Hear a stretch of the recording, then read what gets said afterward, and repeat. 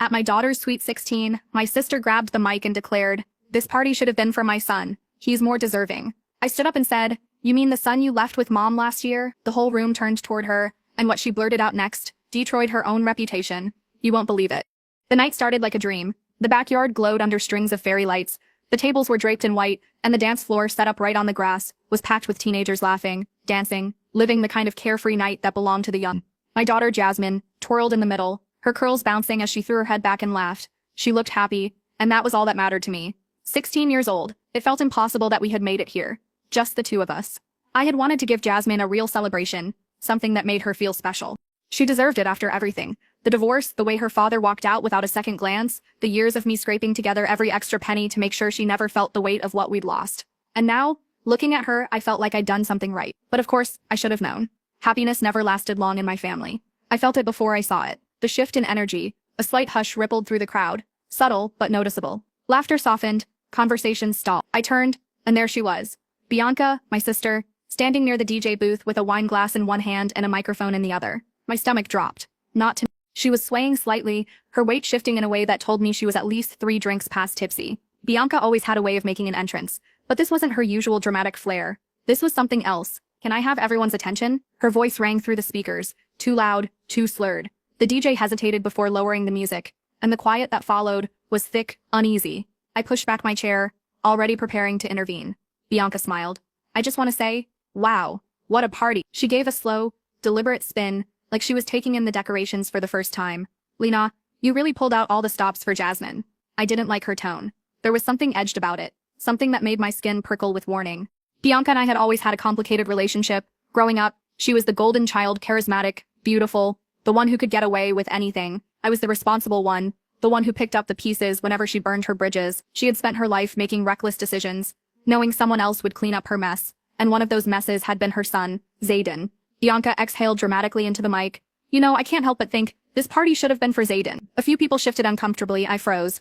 Bianca let out a small, humorless laugh. "I mean, really? My son is the one who actually deserves this kind of celebration. Straight A student, football captain, never gave me a day of trouble." She took a slow sip from her wine glass. "Yet here we are throwing a huge party for Jasmine, while my son gets what? A grocery store cake."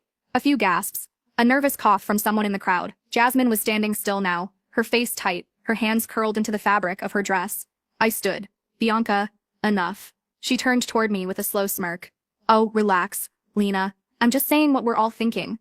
No, no one was thinking that. I had dealt with Bianca's antics before, but this was different. This was cruel. I inhaled sharply. "You mean the son you left with mom last year?" Dead silence. Bianca blinked. The weight of my words settled over the crowd, sinking deep, pulling everyone into the truth she had been so desperate to avoid. I didn't stop. "You want to talk about what's fair? How about the fact that you abandoned Zayden because you ran off to Los Angeles with a bartender you barely knew?" I stepped forward, my voice rising. "How about the fact that mom has been raising him ever since, while you've been what? Partying? Drinking? Living your best life?" Bianca's smirk was gone now. "That's not," I cut her off. "You haven't called him in months. Bianca, you haven't even sent him a birthday card. And now you have the audacity to stand here, in front of my daughter, and act like I'm the selfish one." Bianca's mouth opened and closed. She was searching for something, anything to say that could save her, but then she destroyed herself. Because instead of apologizing, instead of backing down, she did what Bianca always did. She lashed out. "I never wanted to be a mother." The words tore through the room like a BMB. My mother gasped. Jasmine's face crumpled in shock. And behind them, standing near the snack table, Zayden, Bianca's 16-year-old son, went completely still. Bianca realized what she had just said a second too late. She slapped a hand over her mouth, eyes wide. A slow, painful silence settled over the party, the kind that stretched and stretched, pulling everyone into a shared moment of horror. Then, finally, Zayden spoke. "You left me with Grandma, because you didn't want me." His voice was so quiet, but it cut through everything. Bianca turned toward him, her face pale. "Zayden, baby, I didn't mean." He took a slow step back, then another. His whole body was trembling, his hands clenched into fists at his sides. His entire world had just shattered in front of everyone he knew. "I thought you just needed time," he whispered. "I thought you were coming back for me." Tears burned behind my eyes. I stepped forward, but he was already turning, already walking away. Jasmine ran after him. And Bianca just stood there, the mic still in her shaking hand, as her entire world collapsed around her. The whispers started, the judgment, the disgust. She had done what no one else could. She had destroyed herself. And I didn't feel sorry for her. Not even a little. Bianca stood frozen, her knuckles white around the microphone. as the weight of her own words settled over her like a crushing tide. The party was ruined. People weren't whispering anymore. They were outright staring, eyes darting between her and the spot where Xaden had just disappeared. Jasmine had gone after him, but I knew she couldn't fix this. No one could. Bianca's chest rose and fell in uneven breaths. She looked like she was trying to come up with something. Some excuse, some twisted explanation, that would make this all go away.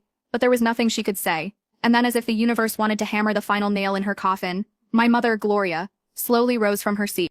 The quiet murmur of the crowd faded again.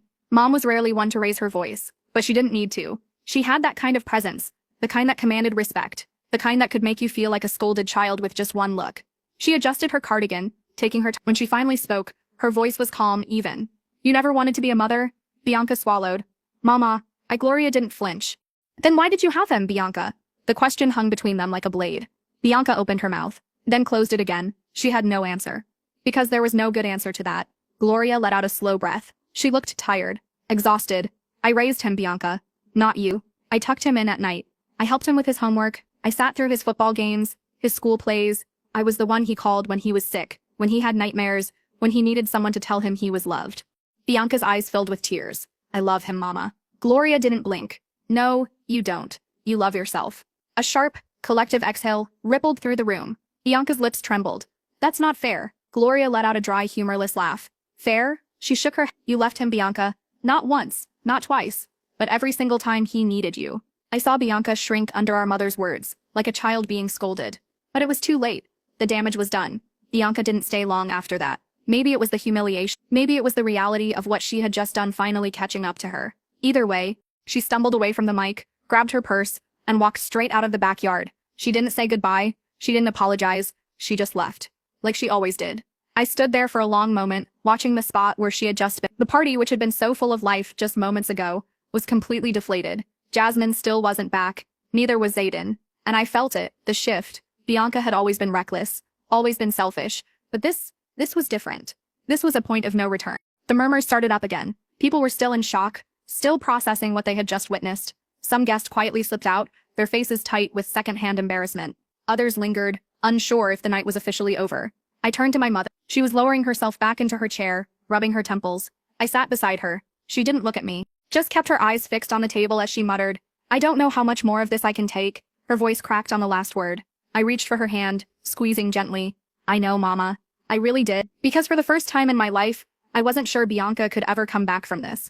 Outside, just beyond the backyard gate, Jasmine found Xaden sitting on the curb. His head was in his hands, shoulders tense, his breathing uneven. He wasn't crying. Xaden never cried. But his silence was worse. Jasmine sat beside him, not saying anything at first. Finally, she whispered, Are you okay? Xaden let out a bitter, humorless laugh. What do you think? Jasmine winced. Xaden never talked about his mom. Not really. He avoided the subject, changed the topic, acted like it didn't bother him. But this? There was no hiding from this. He rubbed his hands over his face. I really thought she was coming back. Jasmine hesitated. Maybe she... Xaden's voice was sharp, cutting through the night air. Don't make excuses for her. Jasmine shut her mouth. Because he was right, Bianca had abandoned him. More than once. And tonight, she had made it clear that it was never some mistake, never some tragic misunderstanding. She had left because she wanted to. And now, she had lost him for good. The party was over. People didn't say it out loud, but they didn't have to. The music stayed off. The laughter, the excitement, it was all gone. Guests started slipping away, offering awkward goodbyes and murmured excuses. Some shot me sympathetic looks as they left. Others avoided my eyes entirely, like they didn't want to be caught in the mess of it all. I didn't blame them. I sat at one of the tables, my body still tense, my thoughts racing. I could still hear Bianca's voice in my head. I never wanted to be a mother. I squeezed my eyes shut. My mother, Gloria, sat beside me, her lips pursed in that way that meant she was holding something in anger, disappointment, exhaustion. Maybe all three. She finally exhaled. You should go check on them. She didn't need to say who. I got up and walked through the house, stepping out into the cool night air, where I found Jasmine and Xaden still sitting on the curb. Xaden was staring at the pavement, his elbows resting on his knees, his hands loosely clasped together. He hadn't moved. Jasmine sat next to him, quiet, as if she knew there were no right words. I hesitated for a moment before walking over and sitting down on Xaden's other side. We sat like that, silent for a long time. Finally, I spoke. You don't have to go home tonight. Xaden let out a small, humorless laugh. Go home to where? His voice was flat. She's not there. She's never there. I swallowed. He wasn't wrong. My mother had been raising Xaden for the past year, ever since Bianca packed her bags and disappeared to Los Angeles, but it wasn't supposed to be permanent. Bianca had sworn she just needed a little time to figure things out. Zayden had believed her. We all had. And now, in front of an entire party, she had made it clear that she never intended to come back. I shifted slightly. You can stay here as long as you need, okay? Zayden nodded slowly, but he didn't say anything. Jasmine nudged him gently. I'll even let you pick the movie tonight. It was a small attempt at normalcy. But Zayden didn't respond. He just kept staring down at his hands. I looked at my daughter. Jazz, can you go inside for a bit? I need to talk to Zayden alone. Jasmine hesitated, glancing at Zayden, but then nodded. She stood, gave his shoulder a small squeeze, and walked back inside. I turned to Zayden. I know you're angry. He let out a breath through his nose, shaking his head. I don't even know what I am. Whatever it is, it's okay to feel it. His jaw tightened. I just don't get it. I never asked her for much. I never caused problems. I did everything right, and she still didn't want me. His voice cracked slightly on the last word. I felt something deep in my chest, an ache that wasn't just sympathy. It was rage. Not for myself. For him, for the boy who had done everything to be loved by a mother who had already decided he wasn't enough. I wanted to tell him that she was wrong, that she was selfish, that she was broken in a way that had nothing to do with him. But I knew those words wouldn't help. So instead, I told him the truth. You deserved better than her, Zayden. He didn't respond, but I saw his throat move as he swallowed hard. And then, finally, he let out a breath, leaned forward, and pressed his palms against his face. Not crying. Just tired. Lost. I rested a hand on his back, rubbing slow circles like I used to do for Jasmine when she was little. You don't have to figure everything out right now. Just take it one step at a time, okay? He nodded, but I could tell he wasn't really convinced. Neither was I, because I knew this wasn't over. This wasn't just another one of Bianca's mistakes. This was something that would leave a scar. Bianca wasn't answering her phone. I knew because my mother had called her 6 times. She had left voicemails, each one a little sharper than the last. By the 7th attempt, she finally gave up and set the phone down with a sharp exhale. She's running, Gloria muttered. Like she always does. Bianca had 2 modes when she got caught, deny and deflect, or disappear. And since there was no way to talk her way out of this one, she had chosen the second option. Gloria crossed her arms, shaking her head. I don't know what she expects. That this will just go. That Zayden will forget? I swallowed. Maybe she doesn't care. My mother gave me a look, one that held a mix of anger, sadness, and guilt. She should care, she said softly. But she didn't. And that was the problem. The next morning, Zayden was still at my house. I had expected him to be quiet, withdrawn. But when I walked into the kitchen, I found him sitting at the table, staring at his phone like he was waiting for something. I grabbed a cup of coffee and leaned against the counter. Did she call? He shook his head. I wasn't surprised. Zayden exhaled slowly, tapping his fingers against the table. I think I'm done. I raised an eyebrow. With what? He lifted his gaze to meet mine. With her. There was no emotion in his voice, no anger, no sadness, just finality. I set my mug down. Are you sure? He nodded. She made her choice. Now I'm making mine. I studied his face, searching for any hesitation, any sign that he was just saying this because he was hurt, but all I saw was resolve. And I knew, deep down, that he meant it. I didn't know what this would mean for Bianca, for the family. But one thing was clear. She had pushed him too far this time, and there was no coming back from it. Zayden didn't say much for the rest of the day. He stayed at my house, mostly keeping to himself, occasionally texting Jasmine, but avoiding any conversation about her. I knew he was waiting for Bianca to at least try to reach out to apologize, to say something that might salvage the mess she had created. But the phone never rang, and by the second day, I could tell he was done waiting. It took 3 days before Bianca finally called. Not Zayden. Me. I stared at her name on my screen, debating whether to ignore it, but something told me this needed to happen. So I picked up. Her voice was strained, like she'd been crying or drinking. Probably both. Liana. I didn't say anything. She sighed heavily. Is he okay? I scoffed. You should be asking him that. I tried, she snapped, suddenly defensive. He won't answer me. And I wonder why. I shot back. She exhaled sharply, like she was frustrated that the consequences of her own actions weren't bending to her will. I didn't mean to say what I said, she muttered. I let out a humorless laugh. Oh, so you didn't mean it. Silence. She didn't even try to lie. And that told me everything. Bianca had spent years dodging responsibility, making excuses, twisting things until she could convince herself she wasn't the villain. But this time, there was no rewriting the story. She had said what she said, and there was no taking it back. I want to talk to him, she finally said, softer now. Like she thought she could sound pitiful enough to make me give in. No, I said firmly. Not unless he wants to. He's my son, Lena. You should have thought about that before you told the whole world you never wanted him. Bianca let out a choked sound, like she wanted to argue, but what could she say? She had dug her own grave. Zayden agreed to see her once. Not because he was ready to forgive her, but because he wanted closure. They met at a small cafe, neutral ground, where he wouldn't feel trapped. I didn't go inside with him, but I waited outside in the car, watching through the window. I saw the way Bianca leaned forward, her hands clasped together, pleading. I saw the way Zayden sat back, arms crossed, expression blank. He wasn't buying it, and then, after about 15 minutes, he stood up. Bianca reached for him, but he pulled away. She looked shocked, as if she had truly believed she could fix this with a few empty words. Zayden walked out of the cafe without looking back. He opened the car door, got in beside me, and let out a slow breath. I'm done. There was no bitterness in his voice, no anger, just certainty. Bianca had spent his whole life assuming he'd always be there, always waiting for her to come back, always forgiving her no matter how many times she left. But this time, she was the one being left behind. And for once, she couldn't blame anyone but herself.